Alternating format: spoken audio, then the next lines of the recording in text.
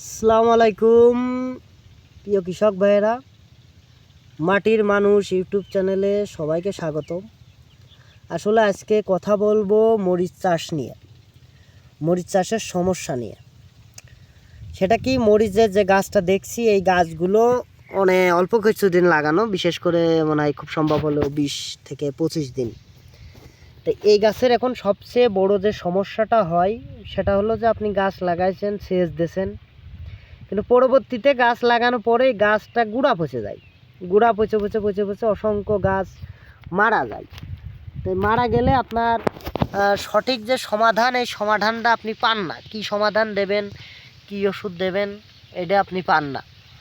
তাই গুঁড়া পচে যাওয়ার জন্য অনেক সমাধান আছে অনেক কোম্পানির। তার ভিতরে সিনজেন্টার যে সমাধানটা আছে, সিনজেন্টার হলো টিল। এই টিলটা যদি আপনি ব্যবহার করতে পারেন প্রতি 16 লিটারে 2.5 মুকটে করে, অথবা আপনার 50 মিলি বা 100 মিলির যে ঢম আছে এই ঢমের 2.5 মুকটে করে আপনি ব্যবহার করতে পারলে আপনার গাছের গুঁড়া পচাটা কন্ট্রোল করা যাবে। তবে সেক্ষেত্রে কিছু বিষয় আছে, কি আপনি যে দিলেই কন্ট্রোল হবে এমন কোনো কথা না। টাইম মতো দিতে হবে, সময় মতো দিতে হবে। সময় মতো দিলে কন্ট্রোল হবে, সময় মতো না দিলে কন্ট্রোল হবে না। এখন কথা হলো কোন সময় দিলে সময় মতো দেওয়া যাবে, এটাই তো মূল কথা। আসলে অনেকে আপনার কাছে ওষুধ বেচবে, অনেক ভিডিও দেখবেন, অনেক ভিডিওতে আপনার কাছে ওষুধ বেচেছে, আর সেই মাফিক দেবেন, কাজ পাবেন না। মূল কথা কি, ওষুধ যারা বিক্রি করে ওষুধে কাজ হয়, সঠিক ওষুধ পালে কিছু না কিছু কাজ হয়। তবে কি সঠিকভাবে দেওয়াটাই হলো মূল বিষয়।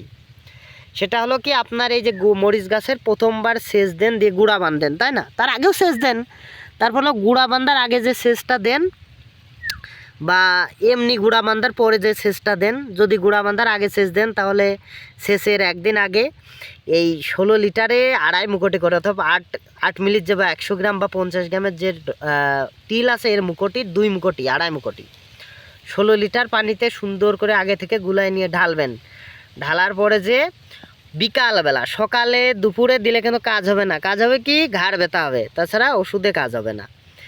এই আপনি 16 লিটারে 2.5 মুকটে করে দিয়ে যদি গাছের গোড়ে গোড়ে গোড়ে গোড়ে স্প্রে করে দিতে পারেন, তাহলে কি হবে, আপনার পরবর্তীতে সেচ দিলে বা গুঁড়া বাঁধলে, গুঁড়া বাঁধারও একদিন আগে দিয়ে দিতে হবে, বিকেলবেলা দিয়ে দিলে আপনার গাছের এই গুঁড়াটা পচবে না।